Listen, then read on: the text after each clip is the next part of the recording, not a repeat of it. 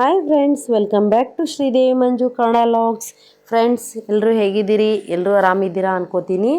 ನೋಡಿ ಫ್ರೆಂಡ್ಸ, ನಾವು ಇವತ್ತು ಇನ್ಸ್ಟಂಟಾಗಿ ದೋಸೆ ಯಾವ ರೀತಿಯಾಗಿ ಮಾಡೋದಂತ ನೋಡೋಣಂತ. ನೋಡಿ, ಮಕ್ಕಳಿಗೆ ಎಲ್ಲ ಇಷ್ಟ ಆಗುವಂತಹ, ಆಮೇಲೆ ಅರ್ಜೆಂಟಾಗಿ ಮಾಡುವಂತಹ ದೋಸೆ. ಅಕ್ಕಿ ನೆನೆ ಹಾಕುವ ಅವಶ್ಯಕತೆ ಇಲ್ಲ, ಉದ್ದಿನಬೇಳೆ ಹಾಕುವ ಅವಶ್ಯಕತೆ ಇಲ್ಲ. ಕೇವಲ 10 ನಿಮಿಷದಲ್ಲಿ ದಿಢೀರ ದೋಸೆ ಯಾವ ರೀತಿ ಮಾಡೋದಂತ ನಾನು ನಿಮ್ಗೆ ಈಗ ತೋರಿಸ್ತೇನಂತ. ಏನಿಲ್ಲ, 1 ಕಪ್ ಗೋಧಿ ಹಿಟ್ಟು, 1 ಕಪ್ ಅವಲಕ್ಕಿ, ಆಮೇಲೆ 1 ಕಪ್ ಸಣ್ಣ ರವೆ, ಇಷ್ಟಿದ್ರೆ ಸಾಕು. ನೋಡಿರಿ, ಈಗ ಒಂದು ಪಾತ್ರೆಗೆ ನಾನು 1 ಕಪ್ ರವೆಯನ್ನು ಹಾಕಾಕತ್ತೀನಿ, ಆಮೇಲೆ 1 ಕಪ್ ಅವಲಕ್ಕಿ ಹಾಕಾಕತ್ತೀನಿ, ಆಮೇಲೆ 1 ಕಪ್ ಗೋಧಿ ಹಿಟ್ಟು ಹಾಕ್ಬೇಕ್ರಿ. ಎಲ್ಲ ಸೋಸಿಟ್ಕೊಂಡಂಥ 1 ಕಪ್ ಗೋಧಿ ಹಿಟ್ಟು ಹಾಕ್ಬೇಕು. 1 ಕಪ್ ಗೋಧಿ ಹಿಟ್ಟು ಹಾಕಿದ್ದಿಂದ 1 ಕಪ್ ಮೊಸರು ಹಾಕೀನಿ. ಎಲ್ಲ ಒಂದೊಂದು ಕಪ್ ಸೇಮ್ ಮೆಜರ್ಮೆಂಟಲ್ಲಿ ತೊಗೊಂಡೇನಿ ನೋಡಿರಿ ನಾನು. ಆಮೇಲೆ ಅದನ್ನು ಸ್ವಲ್ಪ ಮೊಸರನ್ನ ಒಂದು ಸ್ವಲ್ಪ ನೀರು ಹಾಕಿ ಅಳಗಡಿಸಿ ಅದ ಬೌಲ್ಲೇನ ಹಾಕೀನಿ.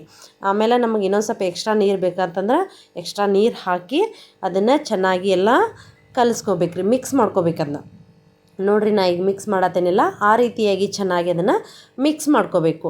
ಮಿಕ್ಸ್ ಮಾಡ್ಕೊಂಡು ಆದ ನಂತರ ನಾವು ಅದನ್ನ ಇನ್ನೊಂಚೂರು ನೀರು ಹಾಕೋಬೇಕು. ಮೊಸರು ನಾವು 1 ಬೌಲ್ ಅಷ್ಟು ಹಾಕ್ಕೊಂಡೀನಿ, ನಮ್ಗೆ ಇನ್ನೊಂದು ಚೂರು ನೀರು ಹಾಕೋಬೇಕು. ನೀರು ಹಾಕ್ಕೊಂಡು ಅದನ್ನು ಒಂದು 10 ನಿಮಿಷ ಆಮೇಲೆ ಒಂದು 10 ನಿಮಿಷ ಹಾಗೆ ಇಡಬೇಕು.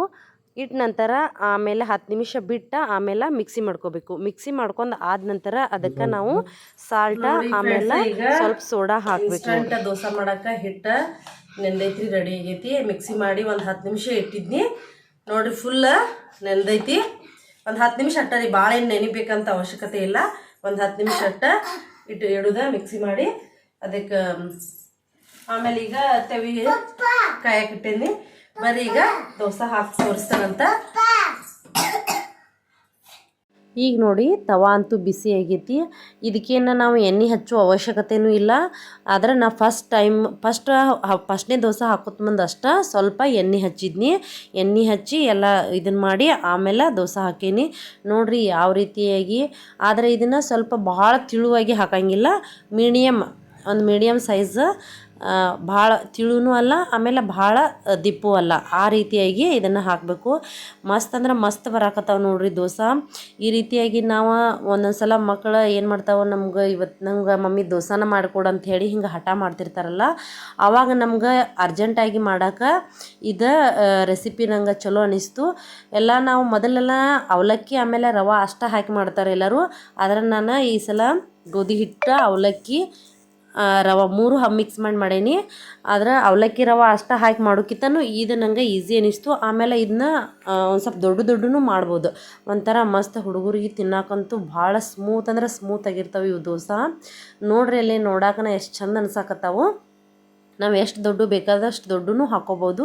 ಆಮೇಲೆ ನಾವು ಸೆಟ್ ದೋಸೆನೂ ಮಾಡ್ಕೋಬೋದು.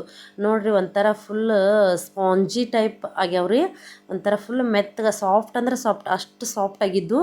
ಒಂಥರ ತಿನ್ನಾಕೂ ಮೆತ್ತಗೆ ಟೇಸ್ಟ್ ಅನ್ಸಾಕತ್ತಿದ್ದು. ಹಾಲು ಇಲ್ದವ್ರಿಗೆ ಅದು ಮಾಡ್ಕೊಡಕ್ಕಂತೂ ಮಸ್ತ್ ಅನಿಸ್ತೈತೆ ನೋಡ್ರಿ ಇದು.